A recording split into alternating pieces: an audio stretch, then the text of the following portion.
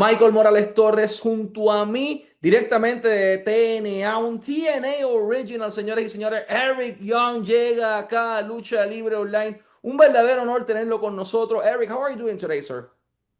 I'm very good, man. How are you? All good here, man. Thank you very much for asking. There's a lot of things going in your career, but the first one I need to address is TNA obviously is in the purpose of dealing or negotiating a deal with a mainstream TV network or streaming platform for their weekly programming. But out of the blue, a massive news broke in Latin America. Claro Yeah. Sports, TNA Wrestling partner, multi-year deal, multi-hour as well. It's going to be massive in this side of the world. We're now enjoying or having the opportunity to enjoy the show every single Thursday at 8 p.m. Eastern on Claro Sport. Now it's official. Argentina, Chile, Colombia, all around Latin America. For you as a talent and as well as someone that's helping in basically all the bases. You're in every single place in this company. How important is for you to have this massive deal in Latin America? Yeah, it's another check mark, in the win column. It's broadening the fan base. That area of the world is a place that I love. Haven't spent a lot of time there, so hopefully, as this show gets more popular and starts airing, we can go and tour there, and people can see us live. That's the hope for all of us. But just the truth is again, it's Carlos Silva, the president. It's another win, another notch in his belt, and he's been lining him up and knocking him down. He's a great guy and a great leader. And this is more proof of that. And, who knows? Could be tomorrow, could be later tonight, could be the day after. We know that other good news is coming. Hasn't been finalized, but it's coming for all of us. And it's just such a cool time to be in pro wrestling and such a cool time to be part of TNA wrestling. You are having the opportunity of working with this new roster of TNA, which in my opinion is equivalently good to what it was in the early 2000s in the original TNA era. You have a solid tag team division. You have an incredible X division, the world champion division now with Mike Santana as well. Knockouts are killing in every single where, but there's one talent I want to address.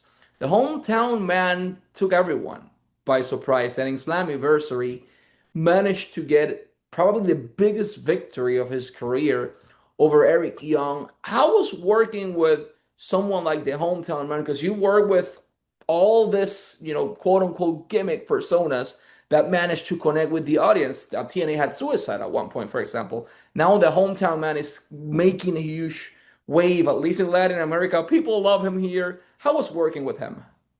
Yeah, it's lightning in a bottle right now, and that's cool to be part of that. Obviously knowing who the person is and being connected to that person, them kind of getting their due respects, which is really cool. It's just one of those things in pro wrestling. It's the name is kind of silly and the idea is kind of silly, but wrestling fans just like it. And you just don't get to choose what you like sometimes, and you just like it, and it's fun, and it's really what's right about pro wrestling. It's just about entertainment. It's another flavor. It's something different on the show, a different speed and a different idea. But the median is still the same. It's still pro wrestling, and being in there and creating magic and he's very popular. Everywhere we go is his hometown, so he's very popular. And if we go to anywhere in the southern hemisphere, I'm sure it will be all the same. So yeah, it's a really cool thing, and to me, it's what is right about pro wrestling. Correct me if I get something wrong in this story, but back in 1998, there was a young kid coming fresh out of high school in Ontario, Canada, if I'm not mistaken, in Florence, that took the decision of becoming a wrestler. And immediately, as soon as high school was over, he jumped inside a ring. And now we're here almost 30 years later. That talent has competed in four different decades in the 90s, early to the 2000s, 2010s, and now 2020s. And that's Eric Young. Do you expect your career to be as massive as it is right now? You're inside TNA, you're a legend. You've made your pathway as well inside the wrestling industry. You were with WWE, you were all over the independents, you wrestled in several countries. Do you expect your career to take you where it is today? No, yeah, it's weird. And I've said this in other interviews, like the mathematical chance of me sitting here having this conversation with you about this career that I've had is probably less than 5%. I come from a tiny little town in Canada, you know, a couple hundred people went to the high school I went to, like this was such a broad idea, but it's, outside of my family, pro wrestling was the first thing that I loved. And I mean, when I say loved, like, I mean, not in a healthy way, in a very unhealthy way. Like I was obsessed.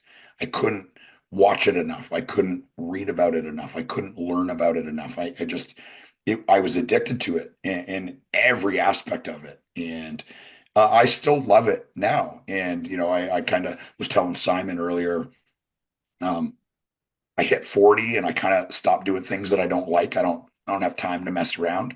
I don't talk to people I don't like. I don't do things that I don't like anymore. And I still love wrestling and I can still do it at a high level. The minute I can't do it at a high level or I feel, I can't perform up to my standards, I'll walk away from it and be happy. But yeah, it's surreal, man. It's just been such an unbelievable ride. And right now, I think might be my favorite time in my whole career. And part of that is my connection with TNA wrestling and the TNA wrestling fan base.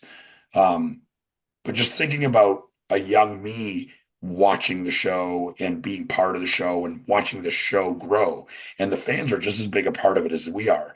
And my connection to knowing that I'm helping this brand grow and I'm helping this company grow by watching the shows and going to the shows and buying shirts and purchasing subscriptions for TNA Plus and yeah, we're all part of this huge community and like it's the honor of my life to be part of that. Like it is like I said, is pro wrestling is the first thing that I loved and I'm still in love with it today. And it's such an amazing community and filled with amazing people and yeah, it's the honor of my life, man. For real. TNA is in its best moment. You have a great team both in front of the cameras and behind the scenes. Everyone's rowing towards the same direction, and that achieved a sold out in every single pay-per-view this year. In almost all the venues as well. It's been a sold out after sold out for TNA. But recently, TNA had a Bound for Glory in Massachusetts, in Lowell, uh, the biggest crowd in the history of North America. From going and performing in front of dozens of people earlier in your career to now being part of this massive milestone in TNA. And you guys broke the record in Slammiversary, and now you broke it again in Bound for Glory, and you're aiming to do the same in the next event as well. How it felt for you, putting all this hard work for this company that back then it was fresh start, it was day one, and now is this thing that mark a whole generation of wrestling fans. Yeah. Yeah. It's who doesn't like to win? Of course. It's amazing. And we're not winning by stepping on people or, back dodging people. We're doing it by providing a solid product. And what I think that people really need to realize now, me included, and the people that work here included, and wrestling fans, is we've done this amazing thing by breaking the attendance record, right, at Bound for Glory, the biggest North American crowd ever. And we did that with a small network. So the next step is now we're on Claro, right? That increases our worldwide fan base. And we know somewhere in the near future, there will be a new TV deal, and that will be a bigger one. So we're not even at the ceiling. This is only the beginning. You know what I mean? Like those numbers will increase. They can't go down because the network will be bigger. There'll just be more people in the world watching the show. There'll be more demand for tickets. There'll be bigger buildings. There'll be, what we really need to know is not look back, realize what we've done is amazing, but looking forward and saying, this is only the start. The hard work starts now, you know that what we've done to this point is we've won to this point, but now we can really win. And the real work has to start now. When we get that deal, that's when the real hard work starts. And the truth is having that ceiling go higher up is just, it's a drug, man. The drug that you can't buy. And it's such a cool thing to see it and watching young people that work in this company experiencing these bigger crowds and more popularity and getting more independent bookings and just kind of growing into themselves. I can see myself doing that, 15, 20 years ago. And yeah, it's just an amazing process, and I'm really proud to be part of it. I want to say something in Spanish if you allow me very quick. Y eso es que ya prontito TNA va a estar llegando al área de Orlando y en El Paso, en Texas. Son dos momentos increíbles en la historia de la empresa, llegando cada vez a mercados principales y mercados específicamente con público latino. Lo que resaltamos todo este tiempo, ¿no? Claro, sports, TNA, las visitas a México, las visitas a Puerto Rico y la intención real de TNA de llegar a un mercado latino consistentemente está ocurriendo. Así que cuando son esas próximas visitas, van a estar llegando a la ciudad de Orlando y van a llegar al Paso.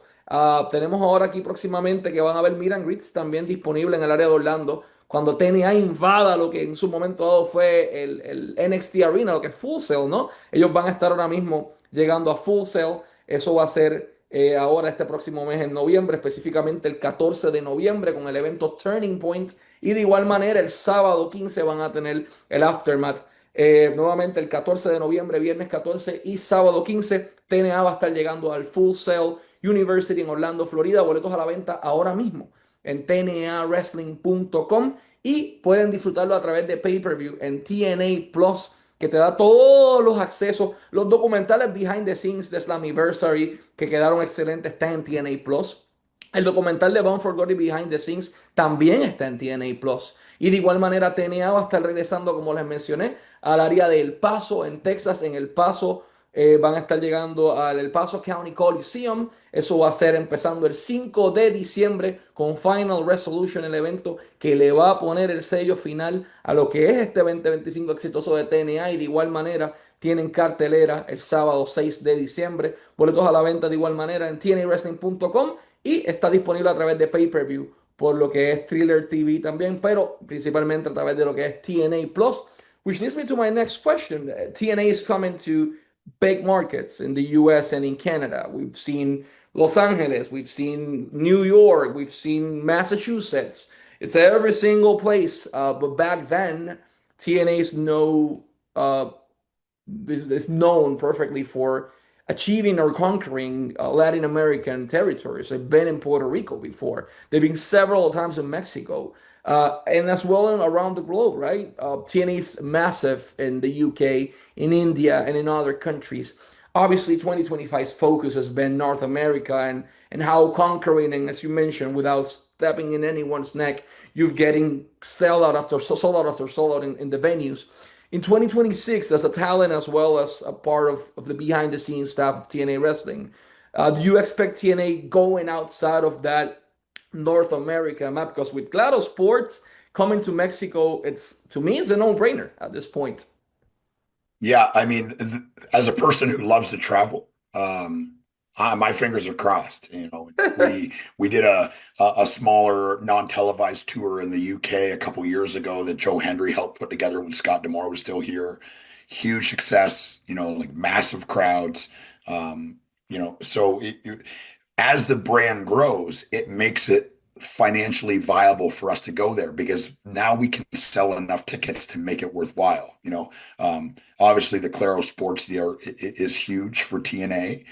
It's huge for that part of the world to get a different kind of wrestling. I know the WWE goes there. Obviously, they're the big dog. They've been going there for decades, but this kind of alternate programming and being partner with them, allowing us to go into places that they control and going in at different times when they're not there. It's exciting. It's just as a person in the industry and as a person who started as a fan, it's so cool to be part of this. The hope is that we go to all these places. I go to the UK several times a year. I'm actually flying to France tomorrow for a show there on Saturday. Yeah, so I mean, and like I said, Southern America, places like I love warm weather. I own property in the Dominican Republic and own and run a bar there. So You speak very quick, so my Spanish is not great, but I'm getting better at it. So yeah, I'd love to go to places like that. And there's plenty of places in the Southern Hemisphere that I haven't wrestled yet, and I'd love to start checking those off. And I know that's something that the company definitely wants to do. To be able to take, if people are watching it on TV, it's one thing to watch it on TV, but being able to go and see it in person is another thing altogether. And giving fans that are watching it that opportunity to see it live is something that we hope to do. And in 2026 it's all on the table. It's all on the table, and it's really exciting. You mentioned something that I never had idea or that never run through my mind. So you bought a property, a real property in the Dominican Republic. You own a house there. You own a Yeah, bar man. there. What Yeah, was correct. Yeah. what was this decision? Like, why the Dominican Republic? I mean, beautiful. Yeah. Weather is Yeah. great. The food is amazing. Los mamajuanas to drink is a no-brainer. Yeah. What motivated Eric Young to invest in the Dominican Republic? My father, actually, he Oh, always wanted to. He owned a bar and owned a house in Cuba for years and years, which is another really? story on its own. Then he moved to Dominican Republic, and he'd spend half the year there. So he passed away about a year and a half ago, and me and my sister inherited those properties. So now we are. I'm a bar and property owner and owner of a house there right now. So yeah, it's I love the culture, and the people are so nice when we go down there. It's in Sosua, which is a beautiful, was a, kind of a small, sleepy beach town, but it's growing like crazy and becoming a really kind of hot spot for tourists. And yeah, we go down there several times a year. I try not to go down in the summer because it's too hot for me, but yeah, right around this time of year, going down November, December is perfect. Dominican Republic has grown drastically in Yeah, wrestling. I mean, yeah, they it's were growing like huge in crazy. the 80s, they were huge in the 90s, then we saw a little bit of a settleback. Now in the 2020s, wrestling wise, they are more culture. There are a lot of people willing to invest in wrestling as well. So it's incredible that you had the opportunity to invest there as well.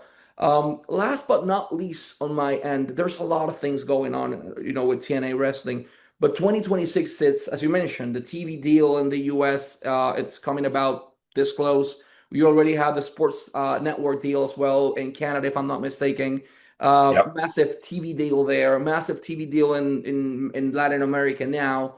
What's the next massive milestone for TNA through your eyes? Like, you've been here for decades. This is the place you grew. This is a place that you love. You've held, if I'm not mistaken, every single title as well and the company. Yeah. So to you personally, how, what's next for TNA? What's the big next milestone that you are seeing? Hey, this is what we're going to achieve. Yeah, this is my professional home. This is where I've spent the majority of my life professionally, and this is what I consider home for me professionally. No matter where I go, I've worked other places. Um, that's no secret. But this is always my home, and I've always considered this my home. And the growth doesn't happen overnight. What we're seeing now started 4 or 5 years ago, and just the ball kept rolling and getting bigger and getting bigger. And the goal now is the next big distribution deal, TV deal, network deal, streaming deal in North America, to get more eyes on the product. And then it's up to us as employees of this company to deliver on these promises that we're going to have to make. The hope is every time there's a pay-per-view, every time there's a television show, there's 8,000, 10,000, 12,000 people in the building. That's the goal. And the truth is we're not too far away from that. And that's a really exciting time to be in this company. A really exciting time to be a fan of TNA. You're watching this growth in real time. And just because you're just a fan, like, don't, like, you're part of this. You mean, like, without them coming to the shows and talking about it online and talking about it on X and on Instagram and people doing podcasts like this one, without that stuff, none of this is happening, right? It takes a village, and we're kind of all part of this weird, wacky family together. And the hope in 2026 is bigger numbers. Viewership is double, triple, and I think that's a very obtainable thing with the right network. And I know Carlos is working his ass off, and all the people in the office are out working really hard at this, and they're going to put us in a position to succeed.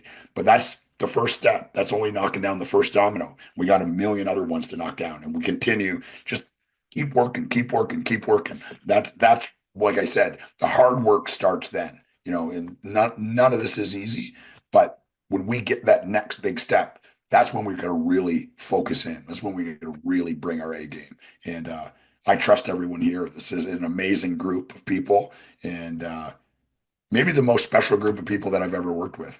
And it's just such a cool thing to be part of it. If you allow me, I'm going to say something in Spanish again very quick. Recuerden, TNA va a estar llegando ahora Full Sail University directamente en noviembre y ahora en diciembre llegan al Paso County Coliseum. Aquí abajo en la descripción pueden hacer clic para los boletos tnawrestling.com para tickets, TNA Plus para verlo a través de pay-per-view y todos los jueves a las 8 de la noche lo pueden ver a través de Claro Sports en toda Latinoamérica y a través de Access TV en Estados Unidos para todos los latinos que estamos acá en Estados Unidos. Así que Eric, thank you so much. It'll be an honor to have you here as our guest. Wishing you success in this new pathway in your career as well. To TNA and this massive success that they're achieving in 2025. Hopefully, this will continue in 26, 27, and so on for the rest of the years. Man, thank you so much for everything. And let's wrap this up, pero en español. Eric Young y Michael Morales Torres para Lucha Libre Online, porque en español nadie lo hace mejor. Y recuerden consumir TNA todos los jueves a las 8 de la noche por Claro Sports.